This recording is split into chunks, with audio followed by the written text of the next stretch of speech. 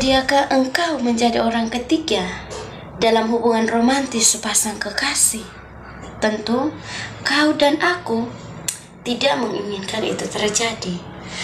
Bukankah kita menginginkan agar seperti sepasang burung merpati yang sedang bercinta di antara pohon bidara, bernyanyi bersahutan dengan bunyi jangkrik di tepi pantai?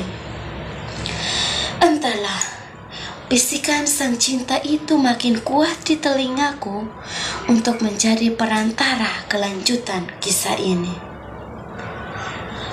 Malam pekat mulai menyapa, dan suara itu kembali berseru.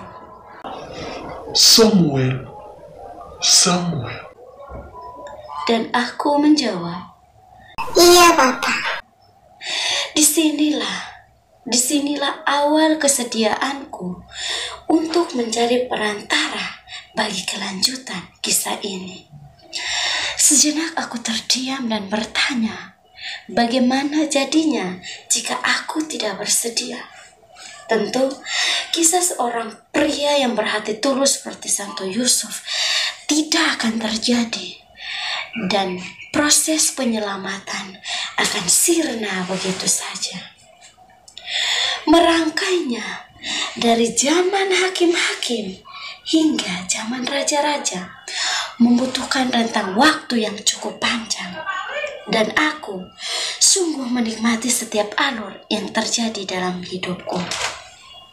Cukup panjang, hingga menulisnya kembali pun aku membutuhkan coretan tangan orang lain, sebab umurku makin menua dan hidupku akan berakhir dengan cepat.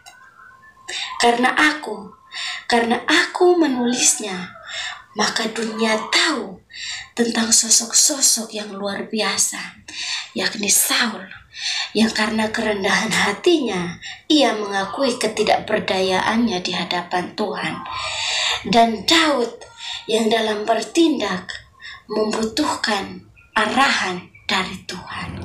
Aku tahu menjadi parasit dalam hubungan orang itu memang menyakitkan.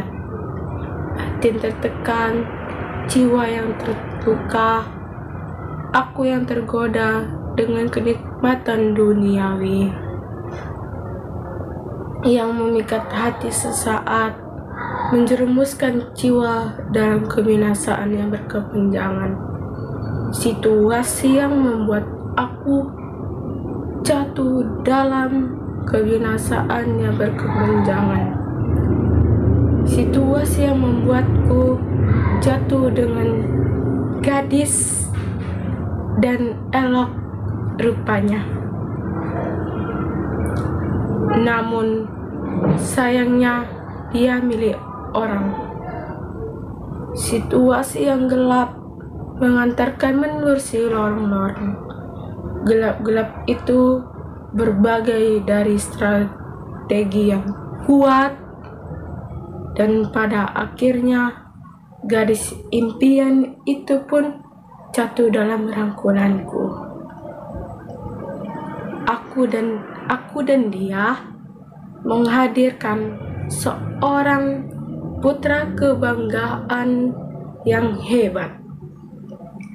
Aku yang menikmati apa yang menjadi kerinduan di hati ini, merajut kasih dan menenun kisah yang tak pernah terpikirkan. Namun di tengah-tengah kebaikan, suatu kecil itu kembali menyapa dalam mimpi. Dia berkata-kata dengan menyindir kehidupanku. Marah dan malu menyatu saat itu ibarat campuran adonan kue bolu. Dan bisikannya kali ini cukup menyindir atau membuatku tersadar dari kekalutan hidup. Mengapa engkau menghina Tuhan dengan melakukan hal yang jahat di matanya? Aku tersadar dari hitamnya hidup itu. Komitmen kembali bergelora untuk membaharuinya pergi jauh dan meninggalkan lorong gelap itu. Dan dia yang kau cinta menunggu aku pulang kembali kepada jalannya yang terang itu. Dia mengurapi aku dengan usapan cinta yang tak bisa didapatkan dari orang lain, sekalipun gadis cantik itu pun tak ada padanya. Untukmu yang masih bergelut dalam lorong gelap itu, aku berharap kalian jangan menaruh gengsi dan malu untuk kembali. Mari, kembalilah. Dia tidak akan membiarkan Anda begitu saja. Aku telah mengalaminya, kasihnya indah dan sempurna. Sehitam apapun ukiran kita, dia sanggup membuatnya menjadi putih. Duhai kekasih, kisah Samuel mengajakku dan mengajakmu untuk bangkit dari gelapnya hidup, kembali mencari sang lentera. Seperti Daud yang kembali dengan malu, namun jiwa bahagia sepanjang hayat.